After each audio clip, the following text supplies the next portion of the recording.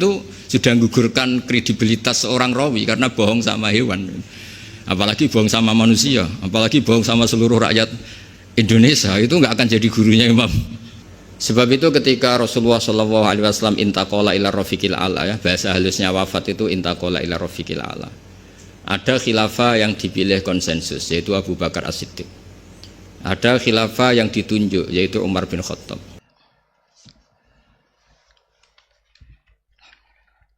Assalamualaikum warahmatullahi wabarakatuh. Bismillahirrahmanirrahim. Tabarakalladzi nazzala al-furqana ala 'abdihi liyakuna lil 'alamina nadhira. Allahumma shalli wa sallim wa barik ala sayyidina Maulana Muhammadin wa ala alihi wa sahbihi ajmain, amma ba'du. Yang sangat saya hormati Kiai Haji Syukron Makmun selaku sesepuh NU, juga sebagai pengasuh Pondok Pesantren Darul Rahman. Yang saya hormati Rais Am NU Kiai Haji Miftahul Ahyar, Ketua Umum PBNU Kiai Haji Yahya Khalil Stakuf, Bapak Menteri Bappenas Bapak Haji Suharso Munarfa, dan beberapa Habib semuanya yang raweng yang saya hormati. Ada Habib Hud Al-Attas, ada Habib Ali bin Abdurrahman Al-Habsyi, ada Habib Nabil, semuanya yang saya hormati, Sekjen NU dan semua jajarannya yang saya hormati, Katib dan semua yang saya hormati. Alhamdulillah, tadi Kiai Haji Syukron Makmun yang juga teman bapak saya masih ingat beliau ketika rawuh di Rembang di rumah bapak saya. Saya mohon maaf gak bisa datang, memang mungkin sebaiknya tidak datang karena memang saya masih ngaji pasanan, ngaji kilatan, ngaji.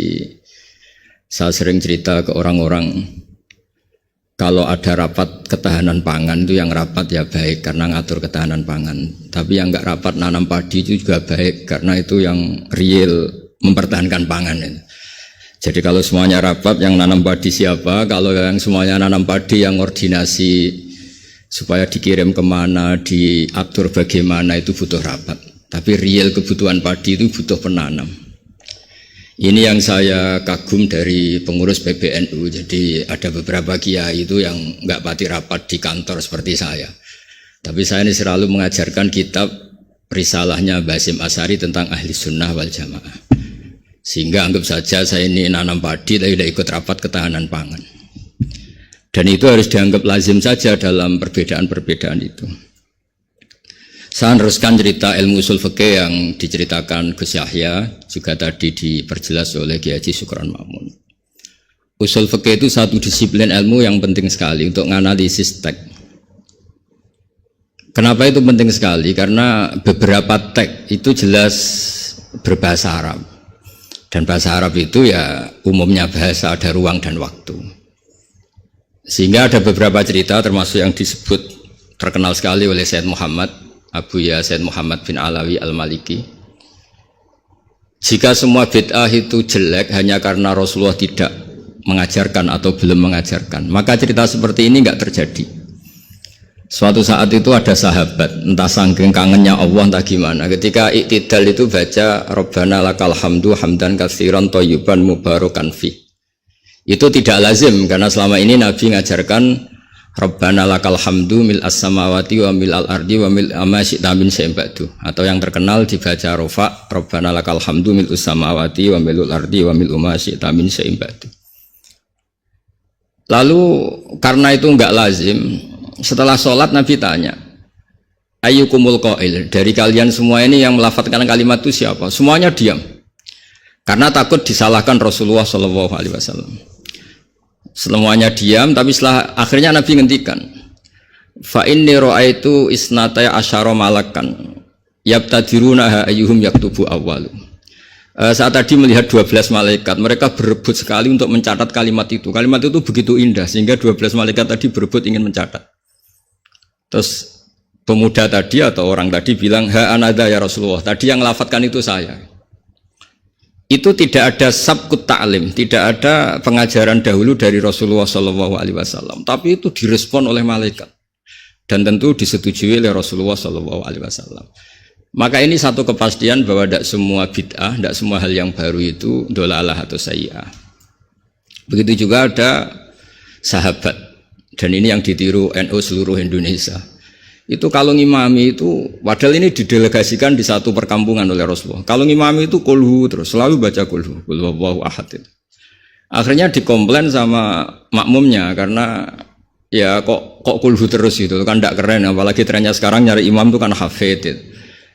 Ketika dilaporkan Rasulullah bahwa yang kau tugaskan ini ya Rasulullah selalu baca kulhu. Gitu. Tapi Rasulullah itu karena orang bijak mengkonfirmasi dulu, kenapa anda baca kulhu terus? Kata orang tadi, li'annaha sifatur rahman. Artinya ayat-ayat dalam kulhu itu sifat Allah. Maka saya suka. Di situ tidak ada hadun nafsi, tidak ada ayat yang menguntungkan kita. Semuanya tentang Allah. Biasanya kita sebagai muslim kebanyakan kan selalu memanfaatkan sifat Allah. Gitu. Jadi enggak rela lah kalau Allah nganggur itu. Misalnya kita bilang innallaha ala kulli syai'in qadir ya. Kalau engkau qadir ya jadikan saya bupati, wakil presiden atau gubernur gitu. Kalau Allah mujib ya kabulkan saya ingin jadi orang kaya kan Allah itu nggak boleh lah sifatnya nganggur itu nggak boleh mesti perasaan manusia itu gitu. Nah, di kulhu itu tidak ada itu semua hanya nerangkan sifat Allah Ta'ala yang nafsaniyah yang tentang Allah. Apa jawabannya Nabi?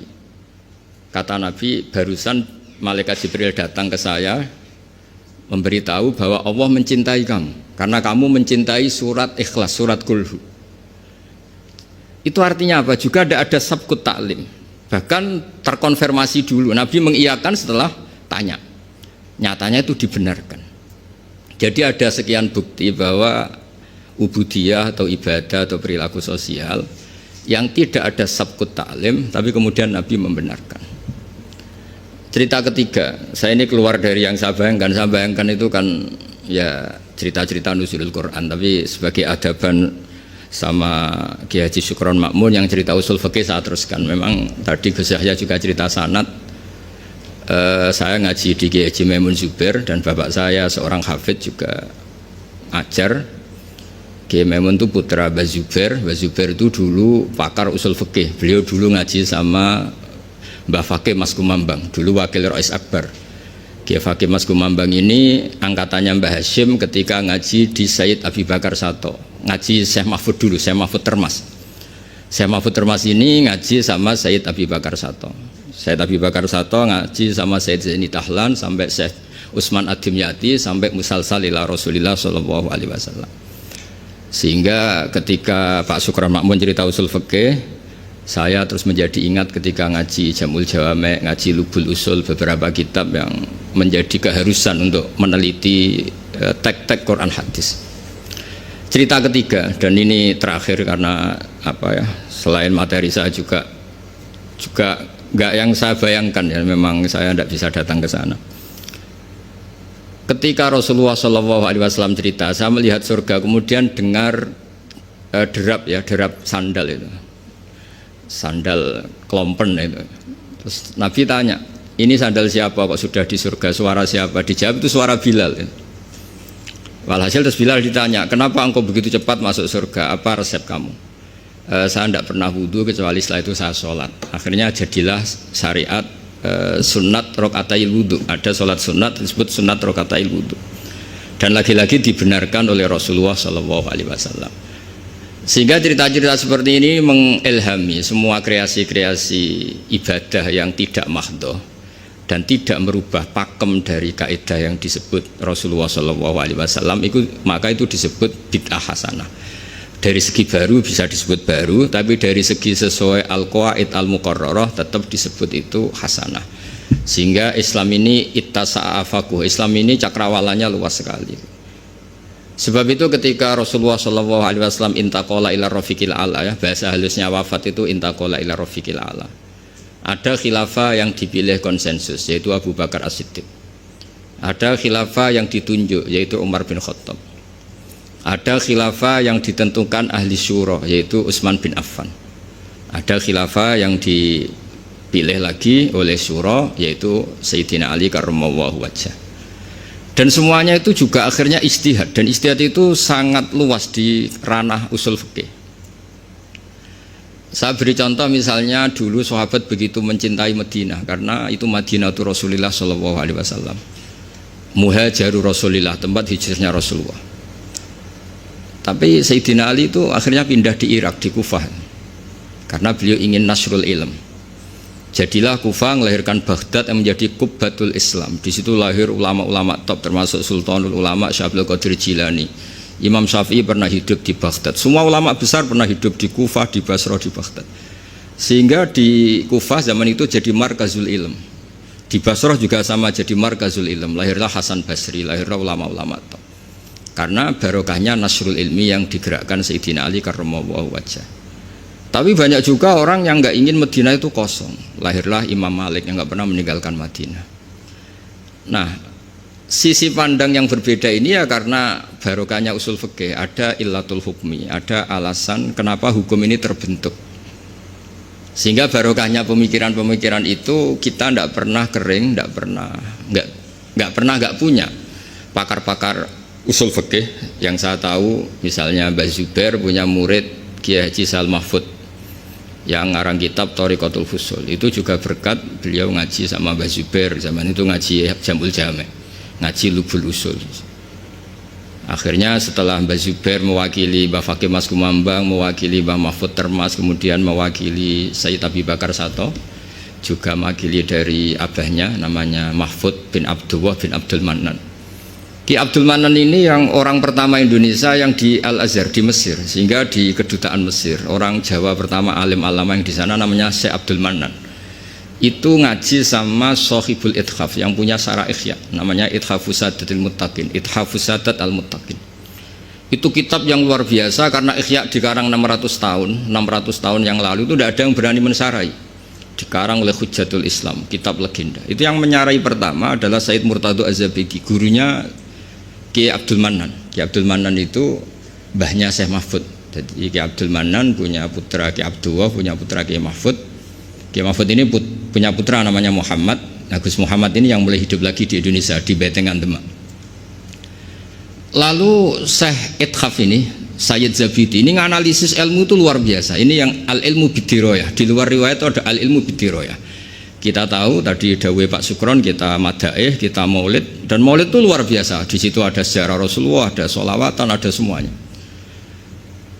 Dan ketika kita pakai ilmu diroyah, kualitas sholawat ini luar biasa, bukan sekedar biasa, luar biasa.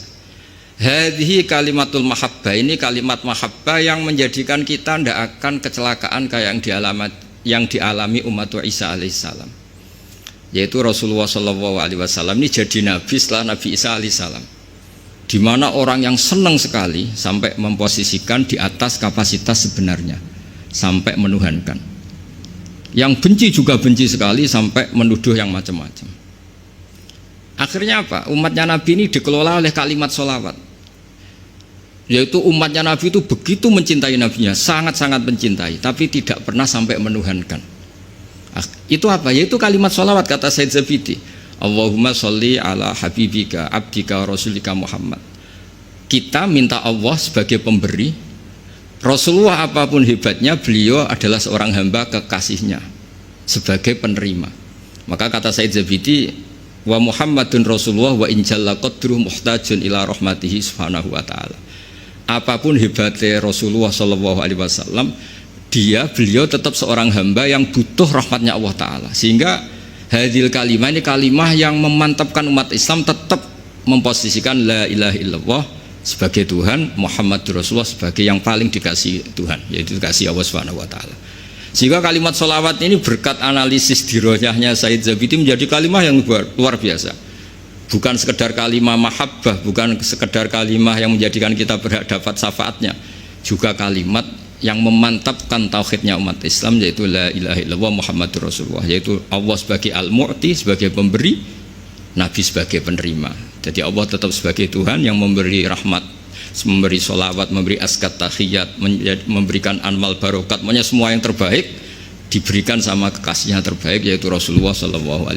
Disebut hadis sholawat itu syihatul mahabbah, juga syihatul tauhid, juga syihat yang menjadikan kita tidak akan mengalami kayak yang dialami oleh umatnya Nabi Isa alaihissalam.